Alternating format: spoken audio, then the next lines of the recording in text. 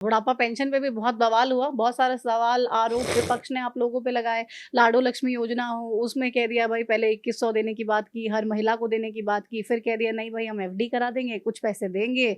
बुढ़ापा पेंशन रोक दी, बंद कर दी। अभय सिंह से डर गए जब उन्होंने बहुत सारे सवाल पूछे, तो फिर कह दिया चलो कोई बात नहीं, चालू कर देते हैं।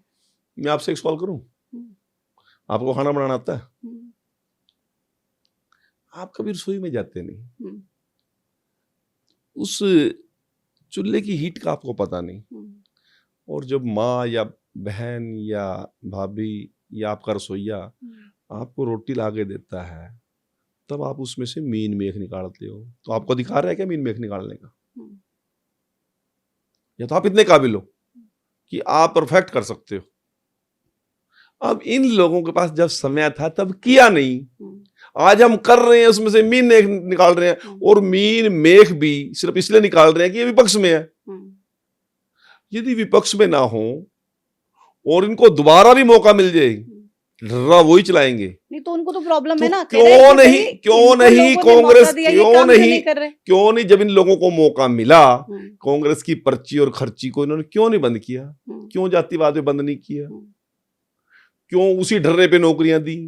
उसी ढर्रे पे भाई इस जिले का मुख्यमंत्री बन गया तो पानी इस जिले में जाएगा, उस जिले में जाएगा ही नहीं। नौकरियां इस जिले में मिलेंगी, इस ग्रुप को मिलेंगी, तो क्यों नहीं बंद की इन लोगों ने? इन लोगों ने कौन सा सुधार किया है? मनोहर लाल जी ने पहला सवाल किया हमसे, हम मंत्रिमंडल में थे और 1 साल के बाद उन्होंने अचानक बात की। हम मंगलवार को अचानक बैठते थे, सभी अनऑफिशियल बैठते थे, बिना एजेंडे के बैठते थे सभी मंत्री, 11 बजे से लेके 1-1.5 घंटा 2 घंटा, या दिन में नहीं बैठ पाते थे, कोई व्यवस्था होती थी, रात को मुख्यमंत्री जी के आवास से बैठते थे। मुख्यमंत्री जी ने अचानक, मेरे को याद है, अचानक ये बात कही कि मैं मेरिट के आधार पर नौकरियां देना चाहता हूँ। मैं पूरे मंत्रिमंडल का एक्सप्रेशन बताता हूँ जिसमें मैं स्वयं भी था, हम 1-1 फुट कुर्सी से ऊपर उठे। तो मनोहर लाल जी ने कहा मैंने गलत बात कौन सी कही भाई? तो हम सभी ने, मैं किसी का नाम लेता, हम सभी के एक ही लाइन थी, तो हम अपने हल्के के बच्चों को नौकरी कैसे देंगे जी? तो उसने कहा कि मैंने कब कहा है कि बेदी जी आपके हल्के के लड़के सारे मेरिट पे ना आए, 500 पोस्ट निकले, 500 साल बाद से मेरिट में आ जाए, उनको कौन रोक देगा? मतलब आपको भी ऐसा लगा था कि बिना पर्ची खर्ची मतलब के नौकरी हो ही नहीं सकती? लोग मार देंगे जैसे हमें, हमने नौकरी नहीं दिलाई तो लोग हमारा मर्डर कर देंगे। अब हमें लोग ये कह रहे हैं, मनोहर लाल जी ने ये तर्क दिया, यदि 500 बच्चे यदि भर्ती करने हैं और सारे के सारे बच्चे शाहबाद विधानसभा के मेरिट में आ जाएं, मैं उनको नौकरी ना दूं, फिर तो बेदी जी आप मेरे से नाराज हो, लड़ो। या अन्य विधायकों मंत्रियों को भी कहा। जब मैं कह रहा हूं भी जहां से भी मर्जी आए, मेरिट पे जो आए उसको मिलेगी, बात खत्म होगी। इसमें आपको दिक्कत क्या है? आप बताओ। तो सारे कन्विंस हुए मंत्री? कन्विंस क्यों नहीं हुए? उसी के तो आधार पर तीसरी बार भी सरकार आ रही है।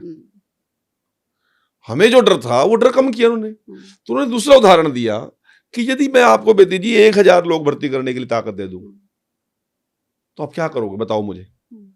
सबसे पहले क्या होगा? अपना परिवार? मैंने क्या श्योर।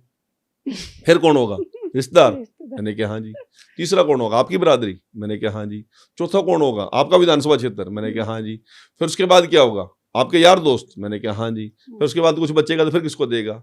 फिर कह रहे पैसे वाले आ जाएंगे। मैंने कहा हाँ जी।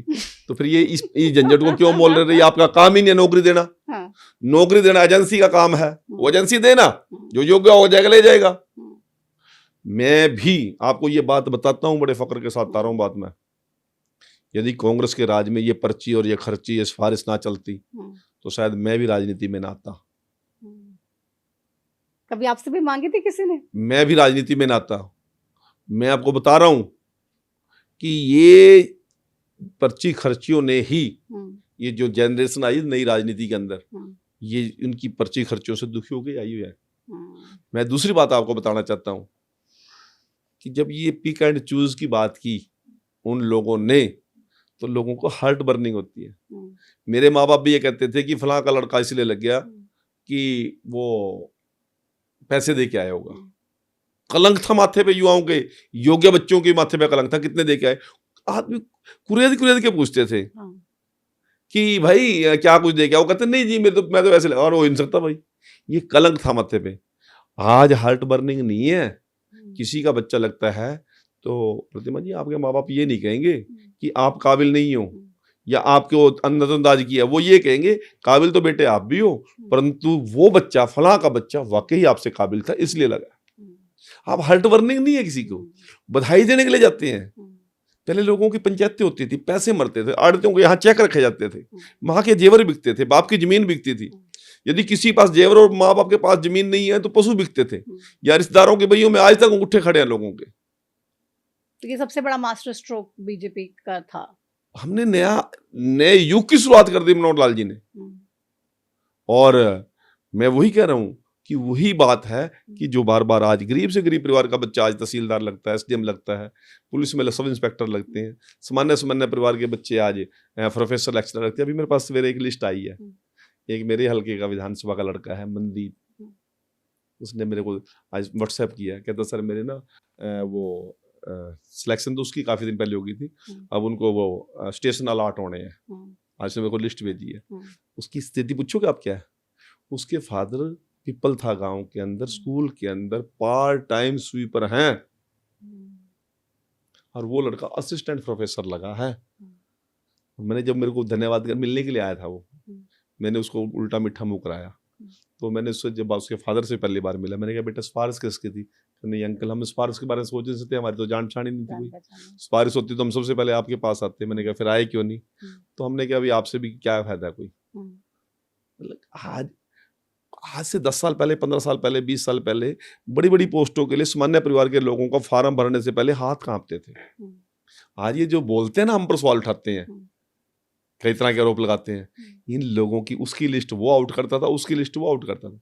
जब हुड्डा जी का राज था वैसे ही चौटाला लिस्ट 2 दिन पहले आउट करता था कि ये फलां तहसीलदार लगेगा, ये फलां का जमाई लगेगा, ये फलां का भतीजा लगेगा। मैं आपको ऐसे हजारों कटिंग दिखा सकता हूँ। और जब चौटाला जाब की सरकार थी तो करण दलाल लिस्ट आउट करता था। मैंने सवाल किया था विधानसभा के अंदर, तो हुड्डा जी कह रहे थे, गीता जी कह रही थी कि हमारी तो योग्यता के आधार पर भर्ती होती थी। तो फिर मैंने कहा 2014 से पहले सारे ही काबिल बच्चे पॉलिटिशियन के घर में क्यों पैदा होते थे, अब क्यों नहीं होते? बताओ ना, 2014 के बाद किसका बच्चा, कौन से मंत्री MLA का बच्चा? बार बार कहते हैं आप लोगों का प्रोपेगेंडा था, आप लोग बड़े माहिर हैं ये सब झूठी बातें करने में, तो बस आप लोगों ने ऐसी फैला दी कि लोगों के दिमाग में बैठ गई। कैसे बैठ गई? अब बताओ ना, कौन से विधायक मंत्री का या विपक्ष के आदमी का, कौन से चेयरमैन का, किसका बच्चा क्या है? बता तो दो ना मुझे आप। ये सारे काबिल बच्चे 2014 से पहले इन पॉलिटिशियन के घर में पैदा होते थे। तय होता था प्रतिमा जी, बड़े दुख की बात बता रहा हूं भाई, फलां का लड़के तेरे इस लड़के को वो लेके आते थे, कोई सिफारिशी लेके आता था कि मेरे भतीजे को पेपर पास हो गया जी, इंटरव्यू में ठीक करा दो उसका। कहता भर्ती तो हो जाएगा ये, परंतु रिश्ता मेरी भतीजी से करना पड़ेगा, मेरी भांजी से करना पड़ेगा, मेरे साले की लड़की से करना पड़ेगा। 50-100 नाम तो मैं ऑन द रिकॉर्ड क्या बताऊं किसी के बारे में, 50-100 नाम तो मैं आपको वैसे गिना दूंगा।